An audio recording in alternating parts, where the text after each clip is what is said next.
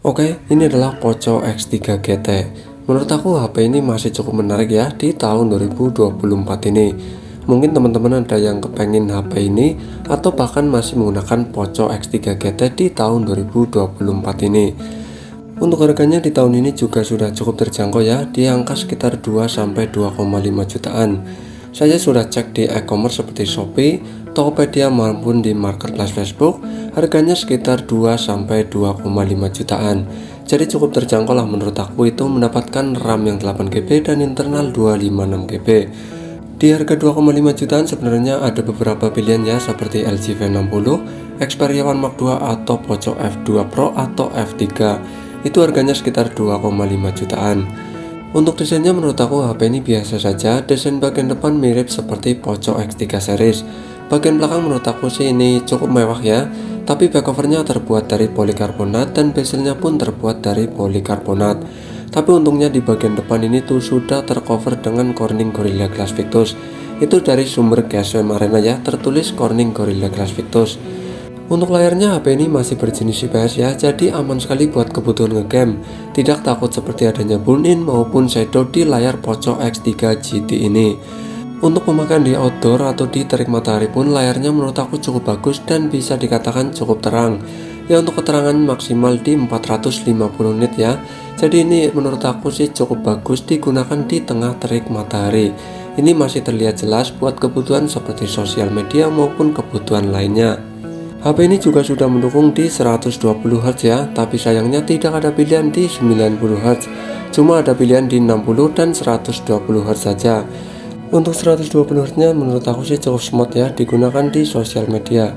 Ya buat scroll-scroll di Facebook, TikTok maupun di Instagram menurut aku sih cukup smooth. Standar seperti 120Hz HP-HP lainnya. Jadi tidak seperti 60Hz ya, ini lebih smooth dibandingkan yang 60Hz. Dan aku suka dengan 120Hz nya.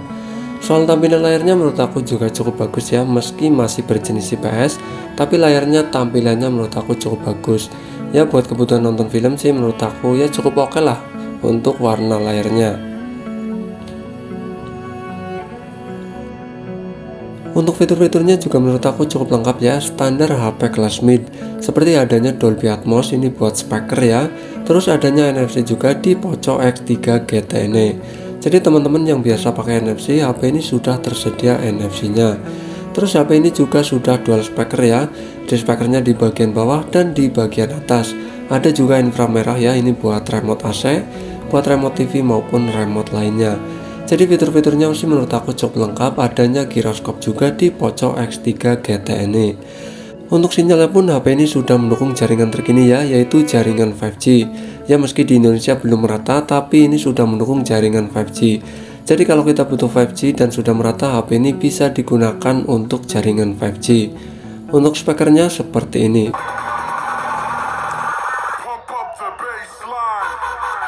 Meski sudah menggunakan Dolby Atmos, tapi suara speakernya menurut aku sih kurang banget. Suaranya juga kurang gede. Untuk baterainya yang berkapasitas cukup gede yaitu 5000 mAh. Di tahun ini menurut aku sih masih cukup irit ya. Buat kebutuhan sehari-hari masih bisa tahan seharian lah. Buat ngegame pun ini masih cukup oke, yaitu bertahan sekitar 2 jam untuk bermain game Mobile Legends. Jadi menurut aku sih baterainya masih cukup lah digunakan di tahun 2024 ini.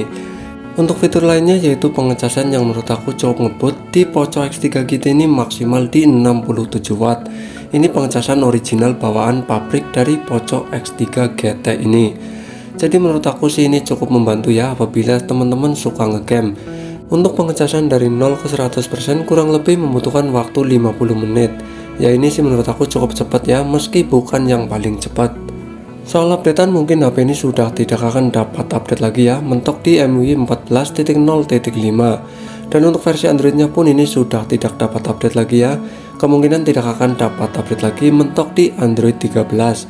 Soal keamanan HP ini cukup lengkap ya, seperti adanya ID wajah atau Face ID, adanya sidik jari atau fingerprint. Untuk fingerprintnya juga cukup akurat dan bisa diandalkan.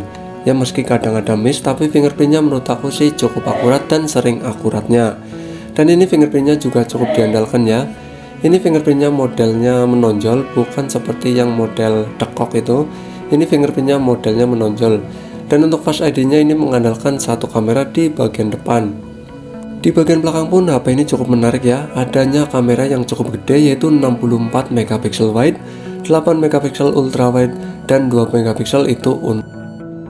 Soal kamera, HP ini juga menurut aku masih cukup bisa diandalkan ya, meski bukan yang terbaik, tapi menurut aku sih masih cukup bagus.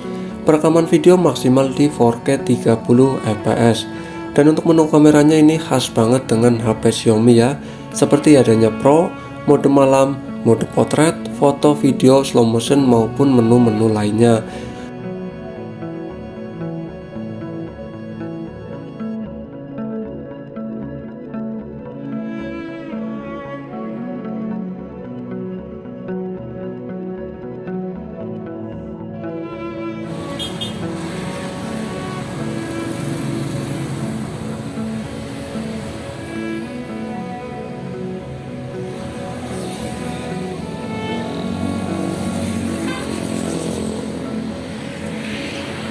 Soal performa, HP ini juga masih bisa diandalkan ya, dengan skor AnTuTu yang menurut aku masih cukup tinggi, yaitu mencapai 677 ribuan. Jadi HP ini masih sangat bisa diandalkan buat kebutuhan sehari-hari, dengan mengandalkan chipset dari MediaTek, yaitu MediaTek Dimensity 1100. Tentu HP ini masih sangat bisa diandalkan di tahun 2024 ini, baik buat kebutuhan ngegame maupun kebutuhan non-gaming. Untuk tes gamenya saya akan bikin video terpisah saja ya, karena saya sudah download beberapa game seperti game Mobile Legends, PUBG Mobile, Honor of King, Clash of Clans, Clash Royale, dan game-game lainnya. Untuk multitasking, HP ini juga masih sangat lancar ya, masih sangat enak buat buka dua layar seperti layar split. HP ini juga tidak mengalami kendala sama sekali. Pokoknya HP ini masih sangat lancar lah, masih sangat bisa diandalkan di tahun 2024 ini. Buat teman-teman yang kepengen beli dengan harga 2 jutaan, menurut aku HP ini masih sangat worth it di tahun 2024 ini. Oke, jadi sekian ya bos ya. Terima kasih, mantul.